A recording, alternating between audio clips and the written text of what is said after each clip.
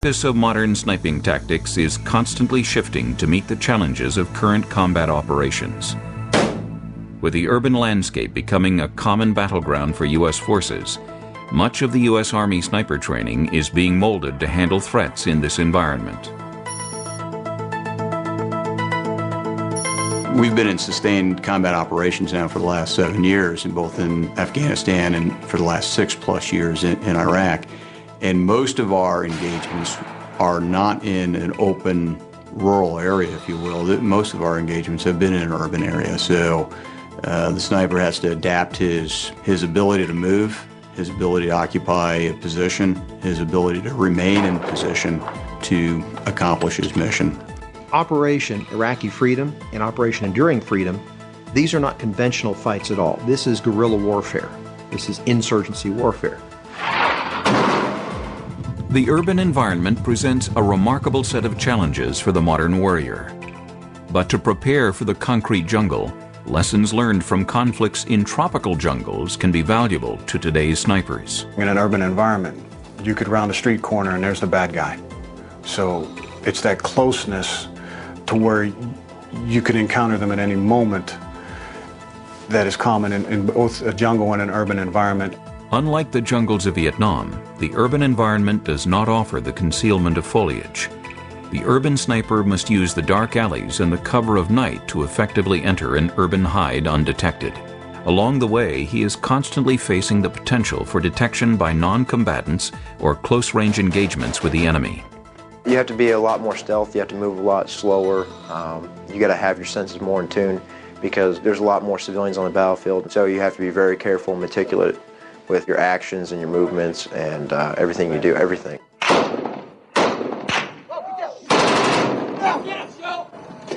got eyes on? Yeah. He's on the roof. You okay? Yeah. He's on the roof. One of the greatest challenges for snipers in urban environments is protecting themselves in the close-quarter battle zones of buildings while they seek an acceptable hide. Every infantryman that ever comes into the Army, and pretty much every soldier that's in the Army knows how to rudimentarily, enter and clear a house.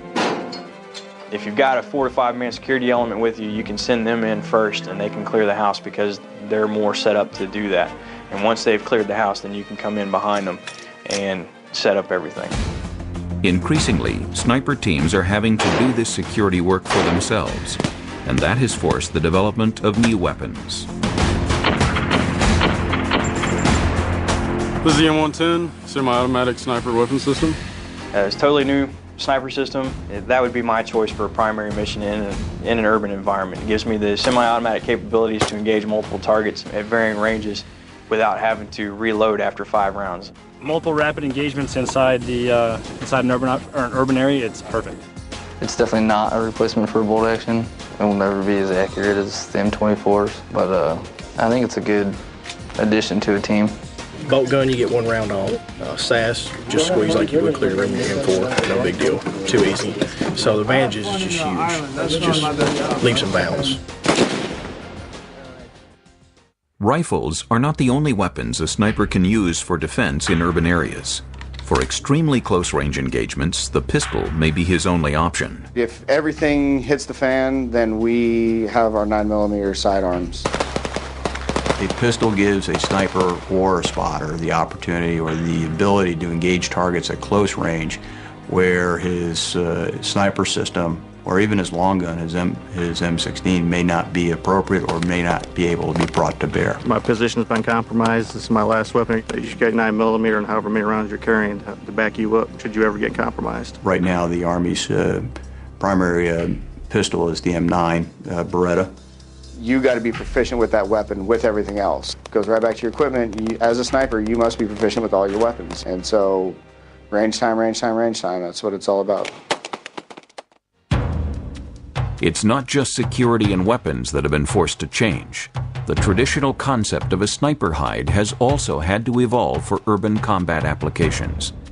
These positions deep within buildings provide critical vantage points to observe enemy movement and engage when necessary. The good thing about being in an urban area is you have a lot more places to hide. If there's not too many civilians on the battlefield, that's the thing that's hard to work with, is because they can ruin a lot of good hiding spots. So you try not to get into an occupied building if at all possible. One, because it creates a security risk for you, because you know if you occupy a house that has people living in it and the guy goes to work every morning at 5 o'clock, typically you don't want him to leave because you're afraid that he might go tell, you know, insurgent groups that you're in his house. So you lock him down, and then he doesn't go to work the next morning, and his neighbor gets all wanting to see what's going on, so he comes over to the house, and now you've got to take him into the house. So the act of actually getting into a house that's occupied is kind of frowned upon. Once in an urban hide, the sniper team must carefully prepare an undetectable firing position.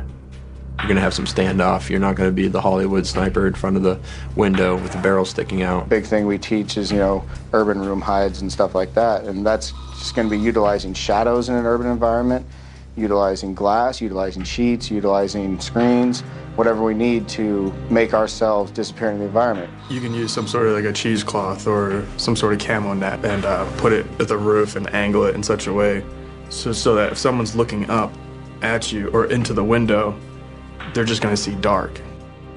Getting these simple details wrong in combat could be deadly. All right, change out your shooters. For the sniper school instructors to maintain their edge while away from the front line, they conduct simulated combat scenarios, including one of the most dangerous, the counter-sniper mission.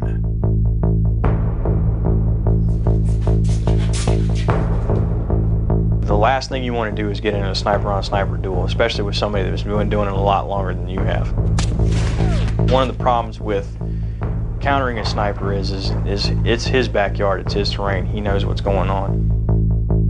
This scenario replicates the common need for a sniper team to eliminate an enemy sniper that has an entire squad pinned down. It is up to the sniper team to stealthily target the enemy from a concealed firing position without being spotted and taking fire themselves. For realism, a highly experienced instructor will be looking for any sign of their location by watching for what are known as target indicators. For instance, if he's wearing a light-colored shirt and the background is dark, and or vice versa, that type of movement gets picked up pretty quick. Just moving quickly, expeditiously, can be seen. If something doesn't look like it belongs, it probably doesn't.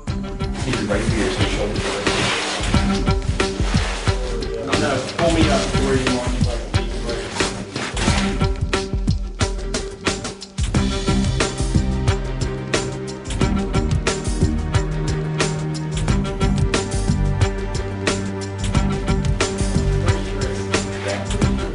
The biggest mistake is that they won't. The person trying to infiltrate the building won't take into account the light coming in from behind or from the side, and it pretty much silhouettes the body, and that gets picked up. That type of movement gets picked up pretty quick.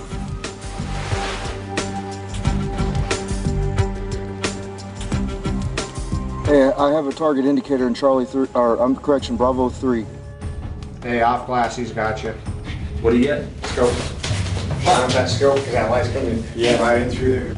Burn it. It's 100 mile an hour taking to Would you shoot the scope? Gap closed.